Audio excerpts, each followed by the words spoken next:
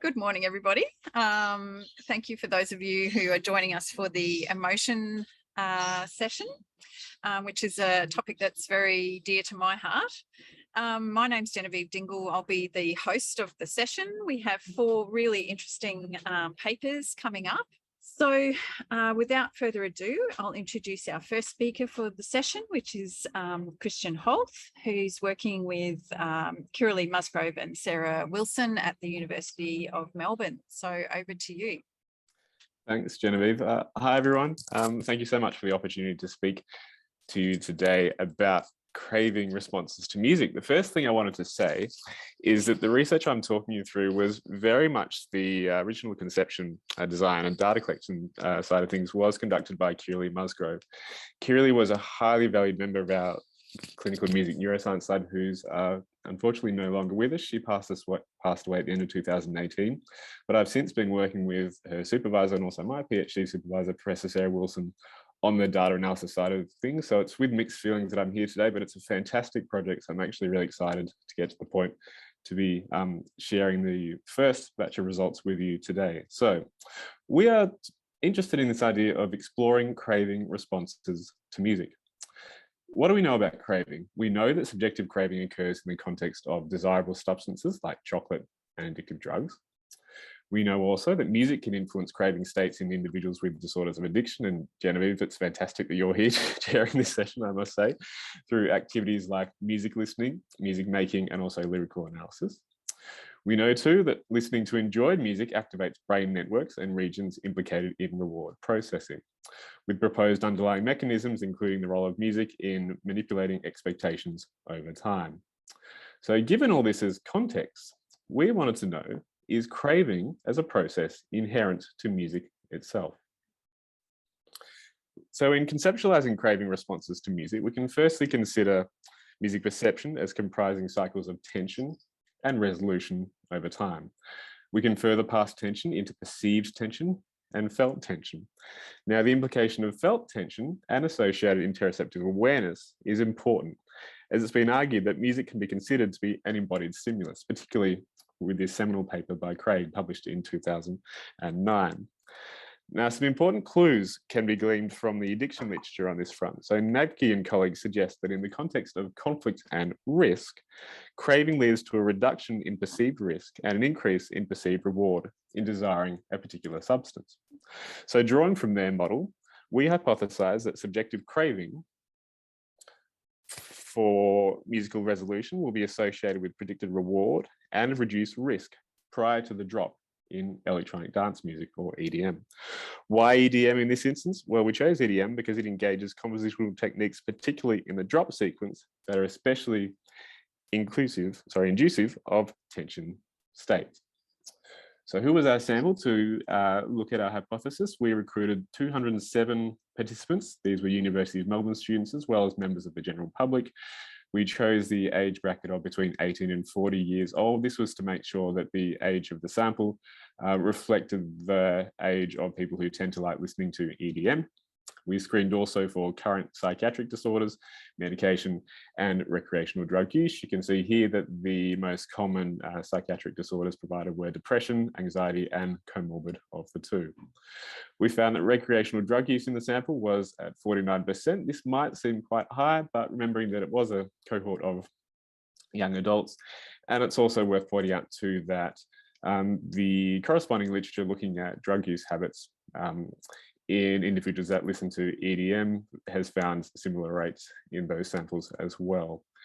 In terms of the musical characteristics of the sample, you can see here that 77% of participants had undergone some form of musical study at secondary school.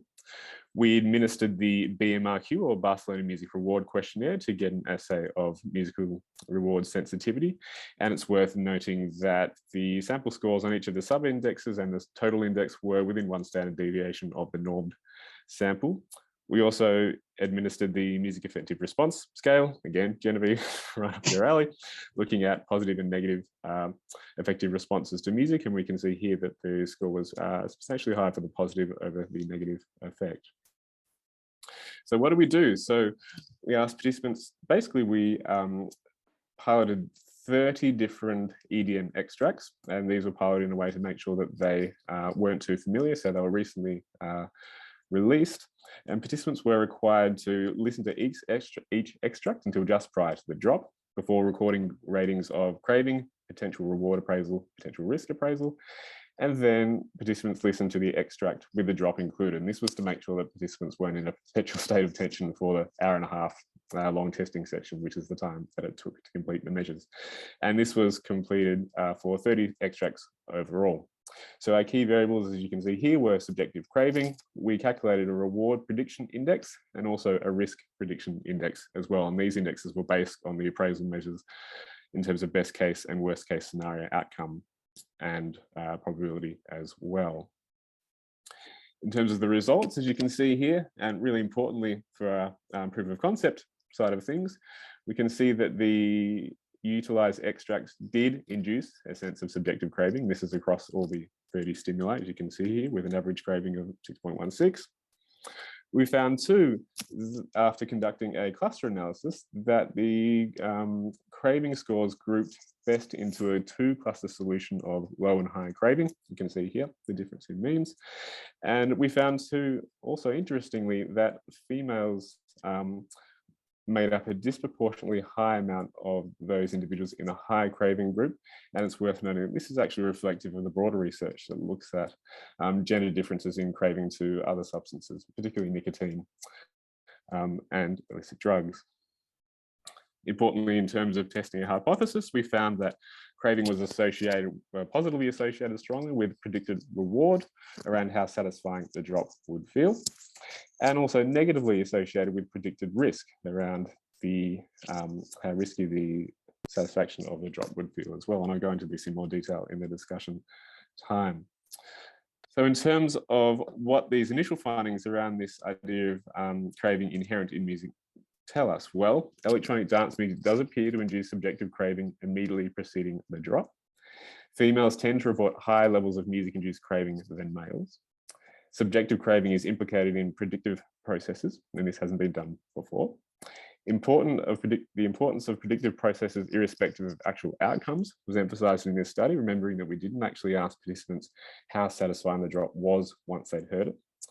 And there's some discussion in the literature, ongoing discussion around this tendency, or apparent tendency, to conflate reward and risk prediction. And this basically gets to the heart of this idea that it's still debated how music is ultimately imbued with a positive or rewarding salience in this motivational side of things as well.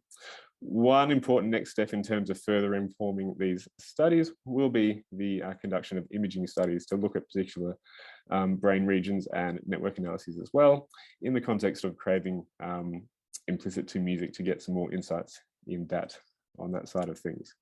So in all, we found that subjective craving is potentially relevant in understanding processes underlying music-induced reward. Our next speaker is Tam Nguyen. Are you online and would you like to share your slides with us, Tam? Oh, yeah, okay, I'll share my screen. All right, so Tam is working with Emery Schubert, who I think has also joined us, hopefully, online. She will be presenting on developing music and motion annotations for a film clip research database. So take it away.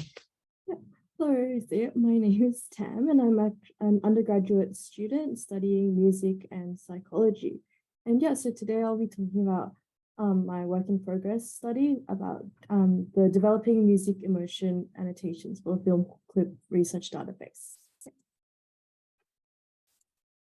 So music's impact on film is a well-researched area with various key ideas. These include music's ability to induce mood with or without film, which allows it to control the emotional response an individual may have as a result of it. And music can also provide meaning and draw narratives to support a film. And lastly, when integrated with film, associations between the music and the film tend to form, allowing for symbolization of various events. When looking specifically at research that investigates film and emotion, there's an increasing number of papers in this area. The papers often reference each other and build on top of one another, but accounting for external factors that contribute to emotion, for example, the music, is something that's not yet been specified in the various papers. Hence, creating a resource with such studies and noting whether or not they have outlined external factors would be something that might be useful. Which is why our aim is to investigate the role that music plays on the emotional perception of film, and create a tool for researchers to access the various film stimuli for film music and emotion studies. We intend on doing this by gathering the literature of film clips which report assessed emotions and provide details regarding the accessibility of film clips, the timestamps, length, rating scales, music's presence, nature, and location. As this is currently a work in progress, we currently have 5 papers and are looking to expand the list. In the upcoming slides, we'll be focusing on a film clip that was used in Wasilewski and colleagues' 2015 paper. So previously mentioned was what the database would have, but more formally, these will be the planned columns present. They include study reference, film or clip name, timestamp, if applicable, length, access, which is whether or not it can be found on YouTube or an accessible site, the dominant emotion, the music presence, which is whether the clip has included music or not, the music analysis and location, response measurement scales, and extra notes. So this is a rough look at the database as it will be formatted later on. The row with the reference will be left blank to account for general information about the paper, and we can have a look at this in the next slide. And each of the rows below it will have information regarding a specific film clip. So this is the horizontal continuation of the previous slide, where you can see that on the top row, you've got that. So under music, we've written accounted for some mute clips, which is saying that in Wasilewski's study, they've accounted for music being a potential external factor that may contribute to the emotion elicited, and they've done this by adding mute clips. And for the other general information, such as the response measurement scale, we've outlined that the general emotional response scale is used an 8-point scale with 8 emotions, and so on. And if you look at the bottom row, this is information more specific to the bare excerpt, which Wasilewski has looked at. For example, under music, we've written that there's no music or dialogue in the particular excerpt. So some preliminary conclusions we've found is that there are 2 key points to note. So there's limited research on music's contribution to the emotional perception of film, as most studies do not account for music, and those that do have not further studied the potential impacts of it. And lastly, there is a lack of film stimuli from the more recent films, especially the films within the last 10 years. And from that, we can make the preliminary conclusions that there are various new avenues for investigating the relationship between film, music, and emotion. Thank you. So our third speaker this morning is Xanthe Lowe-Brown, who has just moved her square around. But Xanthe, if you're ready to share your slides, please go ahead. I'm not seeing you just right. Oh, there you are.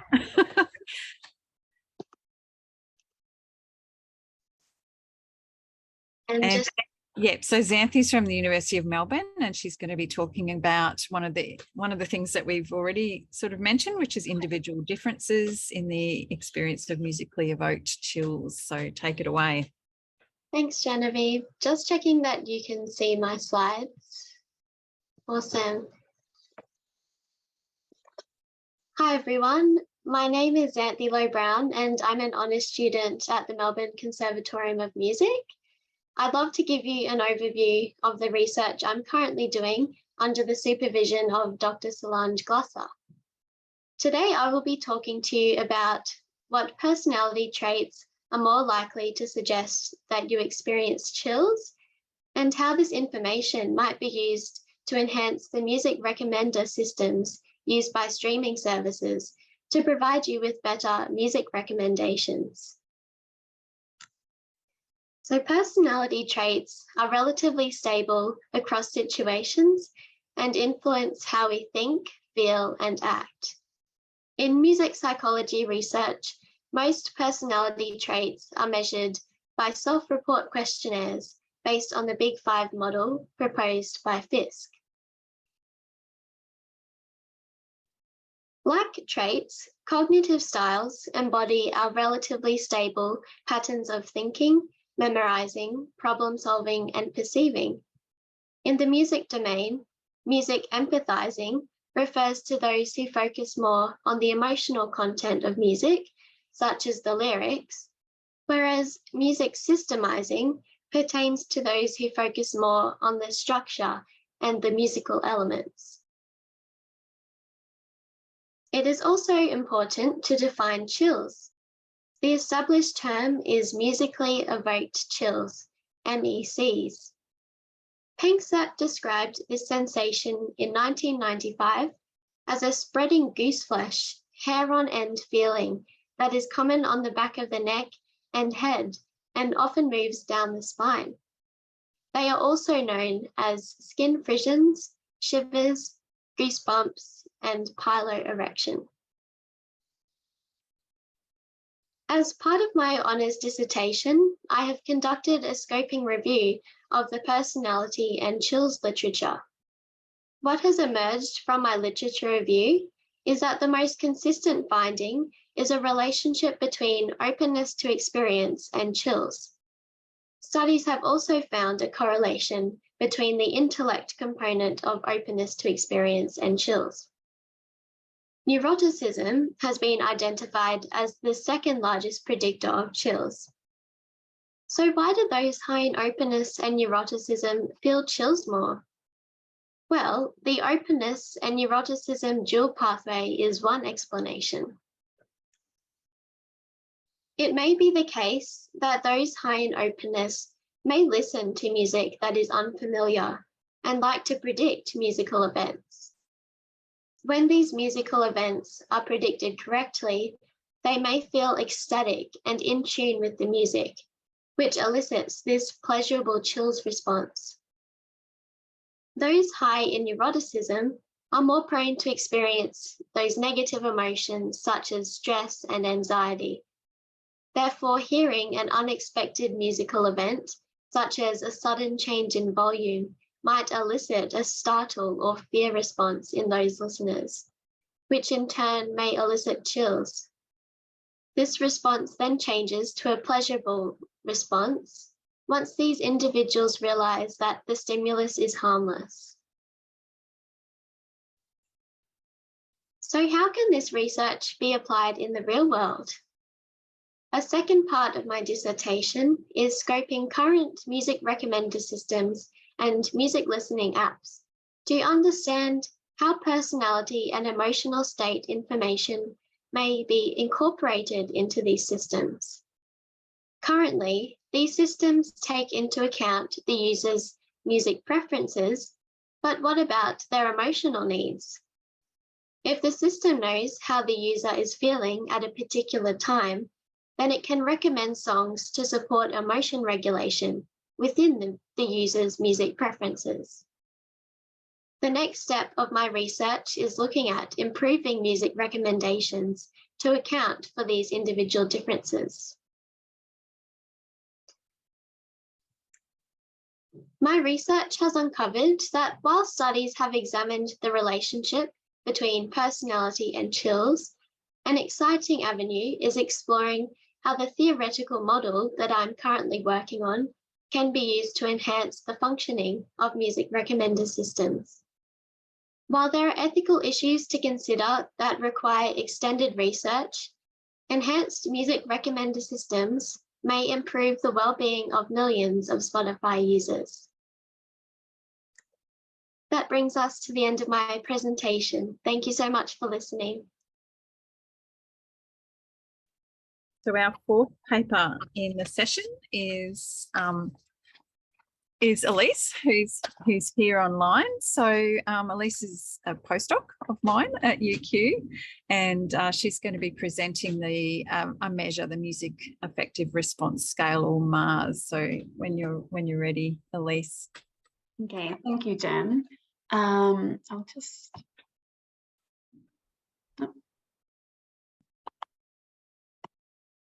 Okay.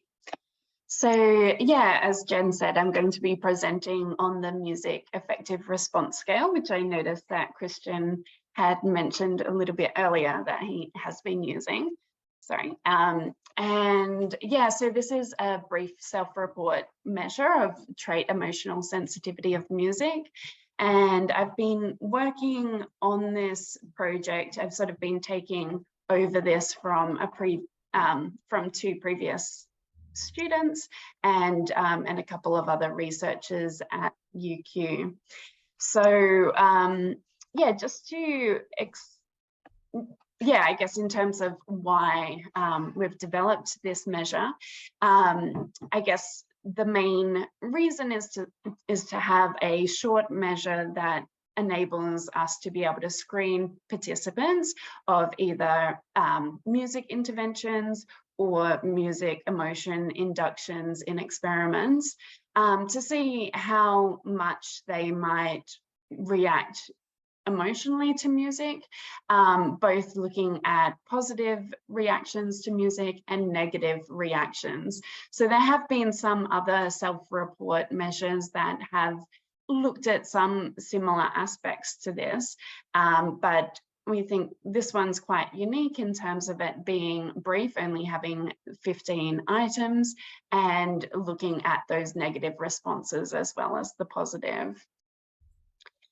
So in terms of the samples, we have been looking at this measure with various different samples to do the exploratory factor analysis and also looking at other psychometric properties of the MARS.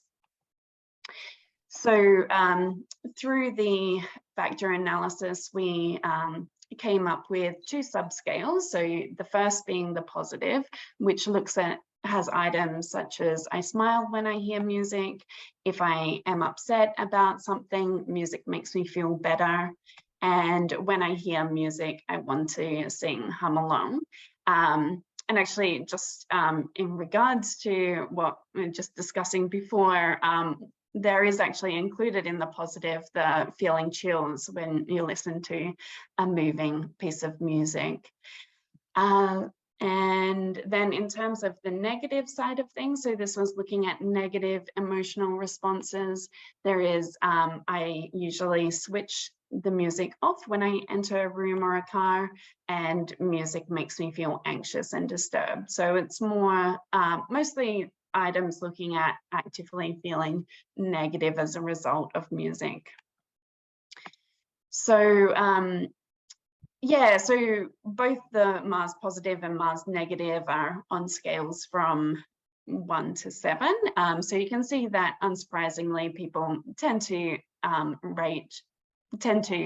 be a lot higher on the MARS positive rather than the MARS negative.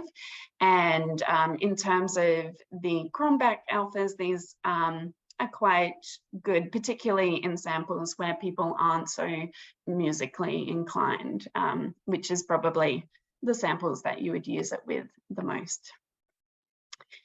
So in terms of convergent validity, we did find that the MARS positive correlated positively with involvement in musical activities, using music for emotion regulation, using music to fully experience emotions, a general item around music helping their well-being, and also the AMPS and the Barcelona Music Reward Scale, which are probably those two scales that are most similar, but only have that positive aspect and tend to be quite a lot longer to be using as a screener. And the MARS negative did correlate negatively with all of these as well. And I guess the benefit of having a negative subscale is that we can look at whether what quadrant people would fit under. So whether they're negatively emotionally sensitive to music, or positive, or mixed, or neither. Most people, as you can probably tell from the mean scores, tend to be in that positive emotional sensitivity to music. But I guess it is important for us to be able to identify the people who might go into one of those other quadrants as well. So thank you, and there's the link if you're interested in accessing the measure.